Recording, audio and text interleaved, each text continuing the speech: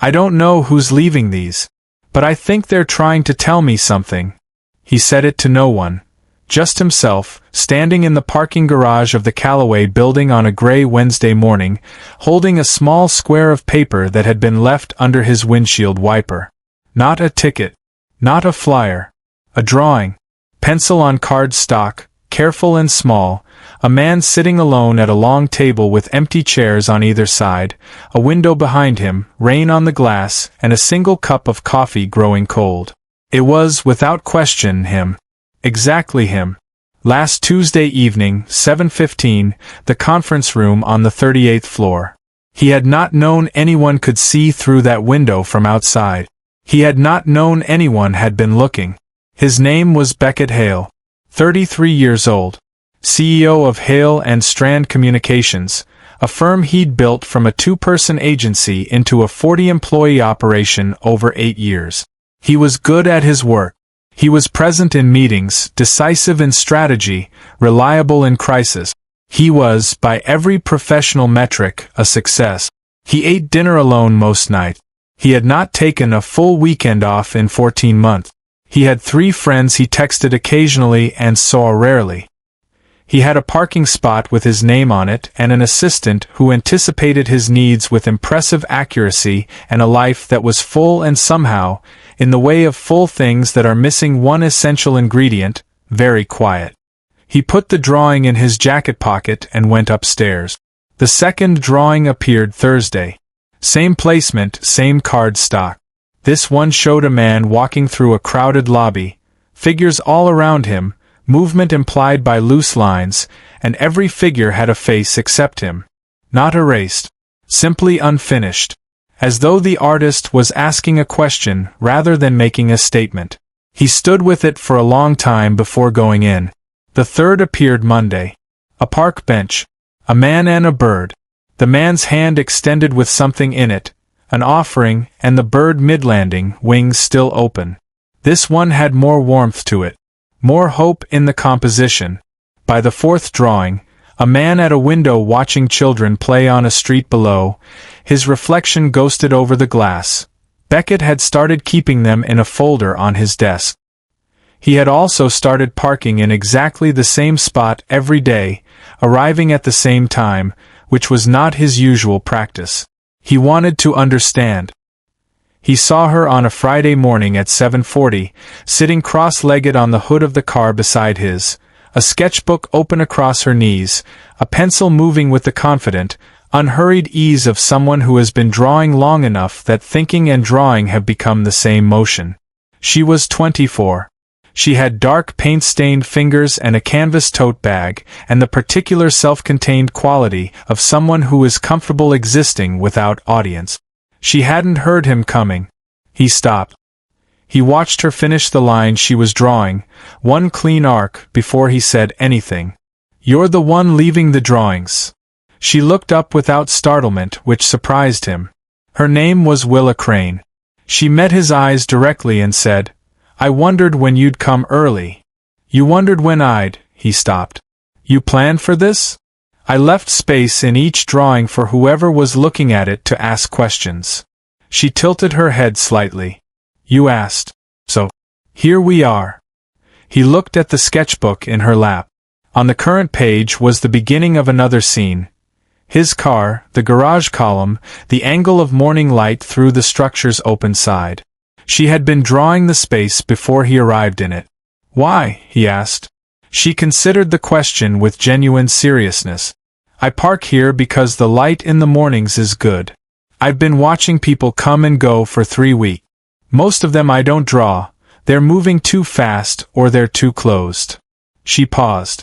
"You stand still. Every morning you get out of your car and you stand still for a few seconds before you go in.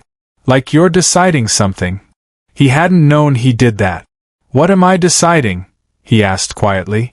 She looked at him with the direct, unembarrassed attention of someone trained to really see. "I don't know," she said honestly. "That's why I kept drawing. I was trying to figure it out." He asked to see the sketchbook. She showed him. Not the current page, but the 4 drawings she'd left on his car, now in their original state with the surrounding sketches visible. He saw, for the first time, that each image of him was part of a larger composition. The table drawing was surrounded by other figures in the building, all connected, all moving toward things. He was the only one oriented inward. "You drew all of these from this garage?" he said. "Some from here. Some from across the street. Once from the coffee shop on the corner. You're visible from the third table by the window when the blinds are up." She said it matter-of-factly, not as an apology. "I should have asked permission." "That's fair. You should have," he agreed. "But I'm glad you didn't." She looked at him. "Why?" "Because if you'd asked, I would have said no. And I would have missed something I needed to see." A pause settled between them, not uncomfortable. The kind that exists between people who have said something true and are letting it be true for a moment before moving forward. "What did you see?" she asked. He looked at the drawing of the empty chairs. At the man without a face in the lobby. At the hand extended toward the landing bird. "That I'm present everywhere except where it matters," he said quietly. "That I'm in every room and somehow not in any of them." He looked up. "I think I knew that. I just hadn't seen it from the outside before." Willa Crane was 24 years old and lived in a one-room apartment on Decatur Street where she painted on a second-hand easel and illustrated freelance for 3 small publishers and was, by financial standards, operating very close to the margin. She had a portfolio of work that was extraordinary and largely unseen, a college degree in fine arts that had come with debt she was still managing, and the particular combination of clear vision and uncertain path that belongs to talented people who haven't yet found the structure that fits them. She had been parking in this garage because her friend let her use a monthly pass. She had been drawing because she always drew. She had left the drawings on Beckett's car because she had seen something in him worth returning to, and art was her only language for that kind of noticing. What she hadn't told him, what she told him 3 weeks later, when their morning coffee conversations had become a genuine, careful friendship, was that the drawing she'd been working on the morning he found her had been the last one. She'd been planning to stop. She had felt the unease of repeated trespass, and had decided that morning to leave one final drawing, and then redirect her attention. The final drawing, which she showed him from her sketchbook. The man at the window again, but this time the reflection was gone. And through the glass, the children on the street below were in sharp, vivid detail. Present. Reached. He looked at it for a long time. "What changed?" he asked. "In this one." "I didn't know yet," she said. "I drew what I hoped might happen." He offered her a contract. Not immediately, not impulsively, but after 3 conversations with his creative director and a review of her portfolio that prompted his director to say, unprompted, "Where has this person been?" The contract was for a 6-month project. Visual identity redesign for the firm's community communications initiative, a pro bono arm Beckett had quietly funded for 2 years and never properly branded. It was the right work for the right person, and the terms were fair, and Willa accepted them after 1 day of consideration.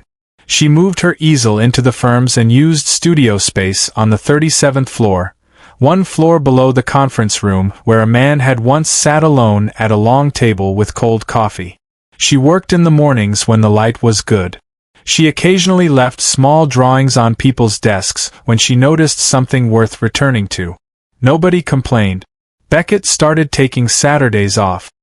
He began arriving at the parking garage slightly later, which meant he occasionally crossed paths with other people going in, and occasionally said good morning, and occasionally stopped to hold the elevator. Small things. The beginning of a different kind of full. On the day Willa's contract concluded and was renewed, 12 months instead of 6, expanded scope, she left 1 final drawing on his desk. The man at the table again. But this time the chairs weren't empty. They were full of people, mid-conversation, faces turned toward each other. The window behind showed clear sky. And the coffee cup, this time, was still steaming. He looked at it for a long time. Then he walked down to the studio and knocked on the open door. "You left me another one," he said. She looked up from the canvas she was working on. I leave them when they're true, she said simply. He looked at the drawing in his hand. Then at her. Thank you, he said quietly, for looking when I didn't know I needed to be seen. She nodded once. That's what drawing is for. Some people speak in words. Some speak in silence. And some, the ones who see most clearly, speak in lines on paper, left quietly where the right person will find them. Pay attention to what finds you. It usually arrives exactly when it should. If this story touched your heart, please like, share, subscribe, and comment. Let's spread more stories of kindness and hope together.